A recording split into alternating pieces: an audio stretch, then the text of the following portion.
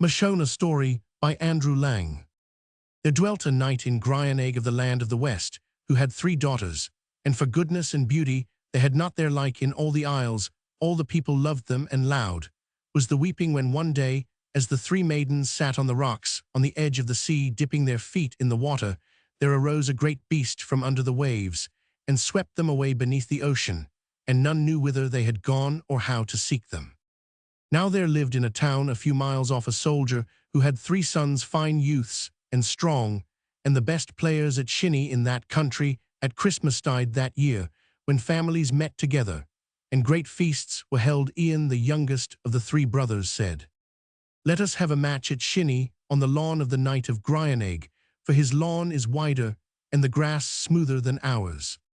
But the others answered, "Nay, for he is in sorrow, and he will think of the games that we have played there when his daughters looked on.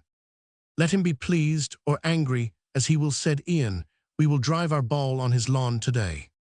And so it was done, and Ian won 3 games from his brothers. But the knight looked out of his window and was wroth, and bade his men bring the youths before him. When he stood in his hall and beheld them, his heart was softened somewhat, but his face was angry as he asked, "Why did you choose to play shinny in front of my castle, when you knew full well that the remembrance of my daughters would come back to me? The pain which you have made me suffer, you shall suffer also." "Since we have done you wrong," answered Ian the youngest, "build us a ship, and we will go and seek your daughters. Let them be to windward or to leeward, or under the 4 brown boundaries of the sea. We will find them before a year and a day goes by, and will carry them back to Gryan." In 7 days the ship was built, and great store of food and wine placed in her, and the 3 brothers put her head to the sea and sailed away. And in 7 days the ship ran herself on to a beach of white sand, and they all went ashore. They had none of them ever seen that land before, and looked about them. Then they saw that a short way from them a number of men were working on a rock, with one man standing over them. "What place is this?" asked the eldest brother, and the man who was standing by made answer, "This is the place where dwell the 3 daughters of the Knight of Gryaneg, who are to be wedded tomorrow to 3 giants." "How can we find them?" asked the young man again, and the overlooker answered, "To reach the daughters of the Knight of Gryaneg, you must get into this basket, and be drawn by a rope up the face of this rock."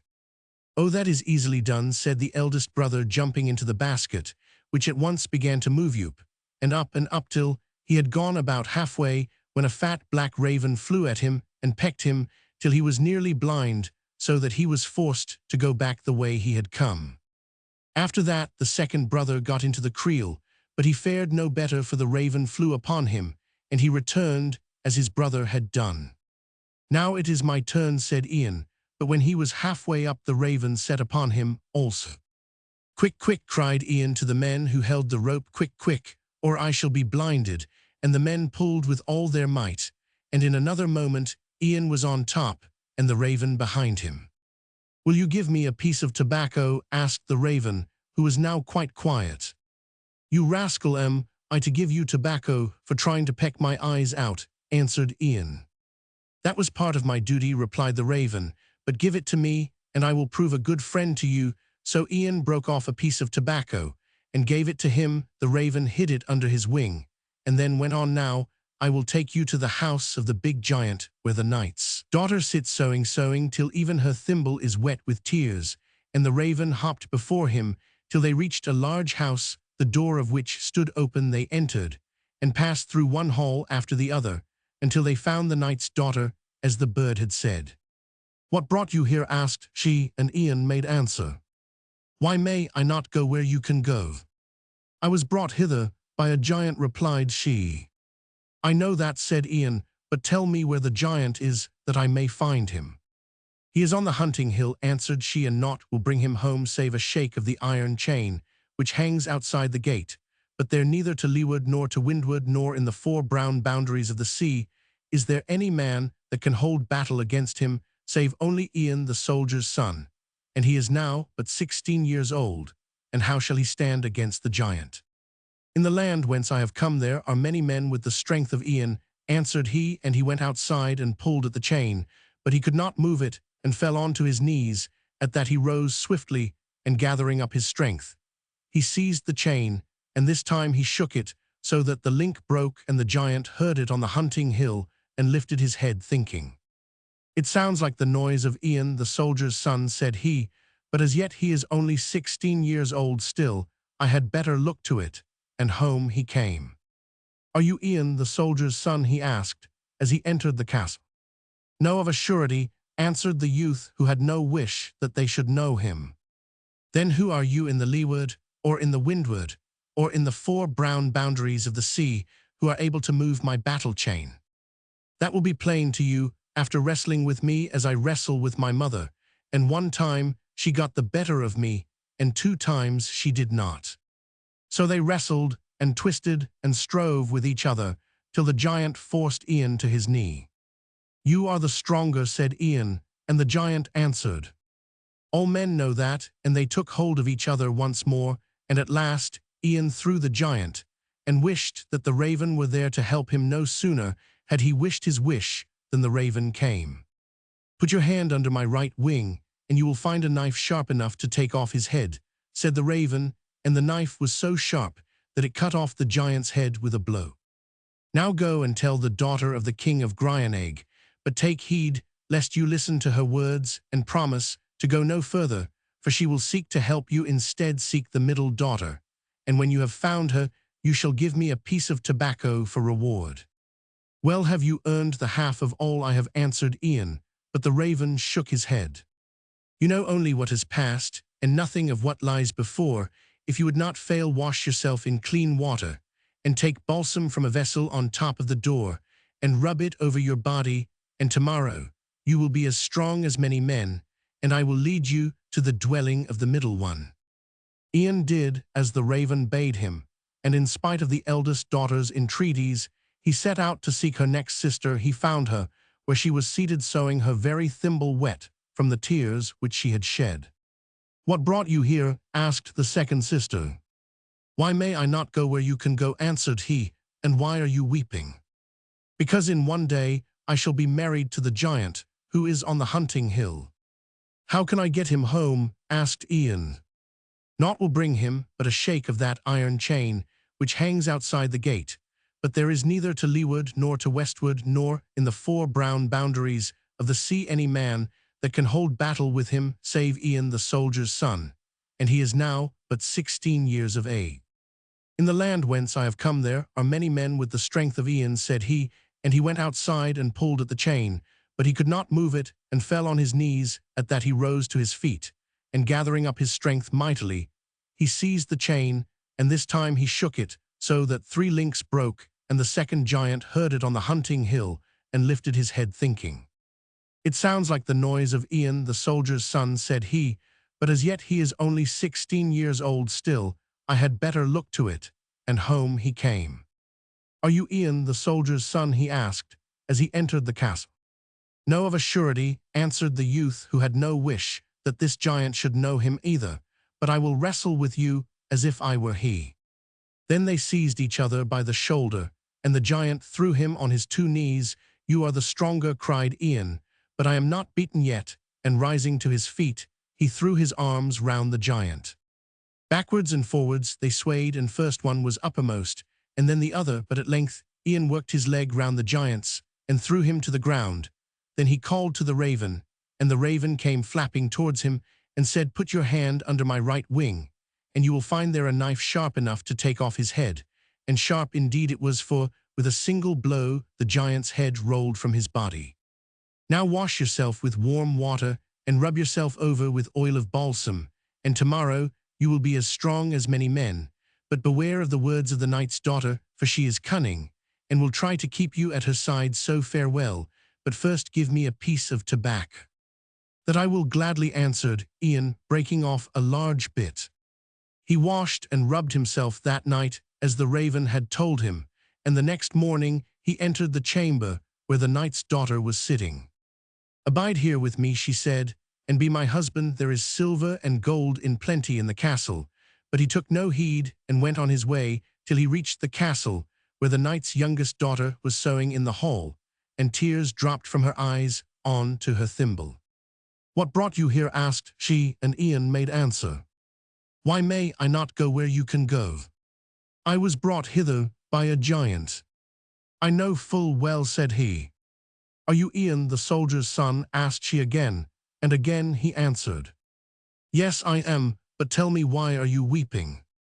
Tomorrow the giant will return from the hunting hill, and I must marry him, she sobbed, and Ian took no heed, and only said, how can I bring him home? Shake the iron chain that hangs outside the gate. And Ian went out and gave such a pull to the chain that he fell down at full length from the force of the shake. But in a moment he was on his feet again, and seized the chain with so much strength that 4 links came off in his hand, and the giant heard him in the hunting hill as he was putting the game he had killed into a bag. In the leeward or the windward, or in the 4 brown boundaries of the sea, there is none who could give my chain a shake, save only Ian the soldier's son. And if he has reached me, then he has left my 2 brothers dead behind him. With that he strode back to the castle, the earth trembling under him as he went. Are you Ian the soldier's son? Asked he, and the youth answered, No, of a surety. Then who are you in the leeward or the windward, or in the 4 brown boundaries of the sea, who are able to shake my battle chain? There is only Ian the soldier's son who can do this, and he is but now 16 years old. I will show you who I am when you have wrestled with me, said Ian, and they threw their arms round each other, and the giant forced Ian on to his knees, but in a moment he was up again, and crooking his leg round the shoulders of the giant, he threw him heavily to the ground. Stumpy, Black Raven, come quick, cried he, and the raven came and beat the giant about the head with his wings, so that he could not get up. Then he bade Ian take out a sharp knife from under his feathers, which he carried with him for cutting berries, and Ian smote off the giant's head with it, and so sharp was that knife that with one blow the giant's head rolled on the ground. Rest now this night also, said the raven, and tomorrow you shall take the knight's 3 daughters to the edge of the rock that leads to the lower world, but take heed to go down first yourself, and let them follow after you, and before I go you shall give me a piece of tobacco. Take it all, answered Ian, for well have you earned it. No, give me but a piece. You know what is behind you, but you have no knowledge of what is before you. And picking up the tobacco in his beak, the raven flew away. So the next morning, the knight's youngest daughter loaded asses with all the silver and gold to be found in the castle, and she set out with Ian the soldier's son for the house, where her second sister was waiting to see what would befall. She also had asses laden with precious things to carry away, and so had the eldest sister. When they reached the castle, where she had been kept a prisoner, together they all rode to the edge of the rock, and then Ian lay down and shouted, and the basket was drawn up, and in it they got one by one, and were let down to the bottom. When the last one was gone, Ian should have gone also, and left the 3 sisters to come after him, but he had forgotten the raven's warning, and bade them go first, lest some accident should happen. Only he begged the youngest sister to let him keep the little gold cap, which like the others she wore on her head, and then he helped them each in her turn into the basket. Long he waited, but wait as he might, the basket never came back, for in their joy at being free, the knight's daughters had forgotten all about Ian, and had set sail in the ship that had brought him and his brothers to the land of Gryaneg. At last he began to understand what had happened to him, and while he was taking counsel with himself what had best be done, the raven came to him. You did not heed my words, he said gravely. No, I did not, and therefore I here, answered Ian, bowing his head. The past cannot be undone, went on the raven. He that will not take counsel will take combat. This night you will sleep in the giant's castle, and now you shall give me a piece of tobacco. I will, but I pray you stay in the castle with me. That I may not do, but on the morrow I will come. And on the morrow he did, and he bade Ian go to the giant's stable, where stood a horse to whom it mattered nothing if she journeyed over land or sea. But be careful, he added, how you enter the stable, for the door swings without ceasing to and fro, and if it touches you it will cause you to cry out, I will go first, and show you the way. Go, said Ian, and the raven gave a bob and a hop, and thought he was quite safe, but the door slammed on a feather of his tail, and he screamed loudly. Then Ian took a run backwards and a run forwards, and made a spring, but the door caught one of his feet, and he fell fainting on the stable floor. Quickly the raven pounced on him and picked him up in his beak and claws, and carried him back to the castle, where he laid ointments on his foot, till it was as well as ever it was. "Now come out to walk," said the raven, "but take heed that you wonder not at aught you may behold, neither shall you touch anything, and first give me a piece of tobacco." Many strange things did Ian behold in that island, more than he had thought, for in a glen lay 3 heroes, stretched on their backs, done to death by 3 spears that still stuck in their breasts. But he kept his counsel, and spake nothing, only he pulled out the spears, and the men sat up and said, "You are Ian the soldier's son, and a spell is laid upon you to travel in our company to the cave of the black fisherman." So together they went till they reached the cave, and one of the men entered to see what should be found there. And he beheld a hag horrible to look upon, seated on a rock, and before he could speak, she struck him with her club, and changed him into a stone, and in like manner she dealt with the other 3. At the last Ian entered. "These men are under spells," said the witch, "and alive they can never be till you have anointed them with the water which you must fetch from the island of Big Women. See that you do not tarry." And Ian turned away with a sinking heart, for he would fain have followed the youngest daughter of the Knight of Gryaneg. "You did not obey my counsel," said the raven, hopping towards him, "and so trouble has come upon you. But sleep now, and tomorrow you shall mount the horse which is in the giant's stable, that can gallop over sea and land. When you reach the island of Big Women, 16 boys will come to meet you, and will offer the horse food and wish to take her saddle and bridle from her. But see that they touch her not, and give her food yourself, and yourself lead her into the stable, and shut the door, and be sure that for every turn of the lock given by the 16 stable lads, you give 1, and now you shall break me off a piece of tobacco." The next morning Ian arose and led the horse from the stable without the door hurting him, and he rode across the sea to the island of the Big Women, where the 16 stable lads met him, and each one offered to take his horse, and to feed her, and to put her into the stable. But Ian only answered, "I myself will put her in, and will see to her." And thus he Roman 999, and while he was rubbing her sides, the horse said to him, "Every kind of drink will they offer you, but see you take none save whey and water only." And so it fell out. And when the 16 stable boys saw that he would drink nothing, they drank it all themselves, and one by one lay stretched around the board.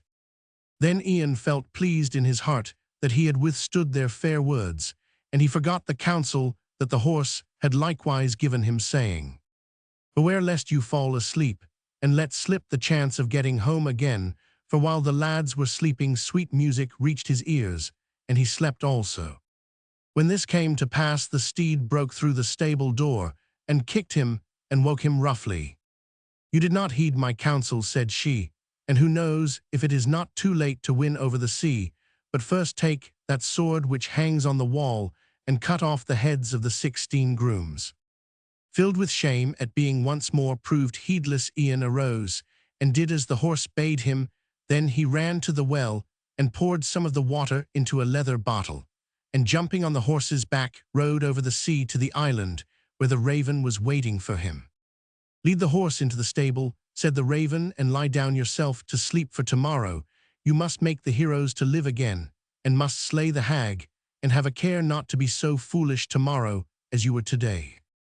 "Stay with me for company," begged Ian, but the raven shook his head and flew away. In the morning Ian awoke, and hastened to the cave, where the old hag was sitting, and he struck her dead, as she was before she could cast spells on him. Next, he sprinkled the water over the heroes, who came to life again, and together they all journeyed to the other side of the island, and there the raven met them. "At last you have followed the counsel that was given you," said the raven, "and now, having learned wisdom, you may go home again to Gryaneg. There you will find that the knight's 2 eldest daughters are to be wedded this day to your 2 brothers, and the youngest to the chief of the men at the rock. But her gold cap you shall give to me, and if you want it you have only to think of me, and I will bring it to you. And one more warning I give you: if anyone asks you whence you came, answer that you have come from behind you, and if anyone asks you whither you are going, say that you are going before you." So Ian mounted the horse, and set her face to the sea and her back to the shore, and she was off away and away, till she reached the church of Gryaneg, and there, in a field of grass, beside a well of water, he leaped down from his saddle. Now the horse said to him, "Draw your sword, and cut off my head," but Ian answered, "Poor thanks would that be for all the help I have had from you. It is the only way that I can free myself from the spells that were laid by the giants on me and the raven, for I was a girl, and he was a youth wooing me, so have no fears, but do as I have said." Then Ian drew his sword as she bade him and cut off her head, and went on his way without looking backwards. As he walked, he saw a woman standing at her house door. She asked him whence he had come, and he answered, as the raven had told him, that he came from behind. Next, she inquired whither he was going, and this time he made reply that he was going on before him, but that he was thirsty and would like a drink. "You are an impudent fellow," said the woman, "but you shall have a drink." And she gave him some milk, which was all she had, till her husband came home. "Where is your husband?" asked Ian, and the woman answered him, "He is at the knight's castle, trying to fashion gold and silver into a cap for the youngest daughter, like unto the caps that her sisters wear, such as are not to be found in all this land. But see, he is returning, and now we shall hear how he has sped." At that the man entered the gate, and beholding a strange youth, he said to him, "What is your trade, boy?" "I am a smith," replied Ian, and the man answered, "Good luck has befallen me then, for you can help me to make a cap for the knight's daughter." "You cannot make that cap, and you know it," said Ian.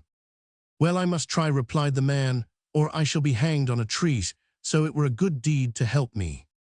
"I will help you if I can," said Ian, "but keep the gold and silver for yourself, and lock me into the smithy tonight, and I will work my spells." So the man, wondering to himself, locked him in. As soon as the key was turned in the lock, Ian wished for the raven, and the raven came to him, carrying the cap in his mouth. "Now take my head off," said the raven, but Ian answered, "Poor thanks were that for all the help you have given me."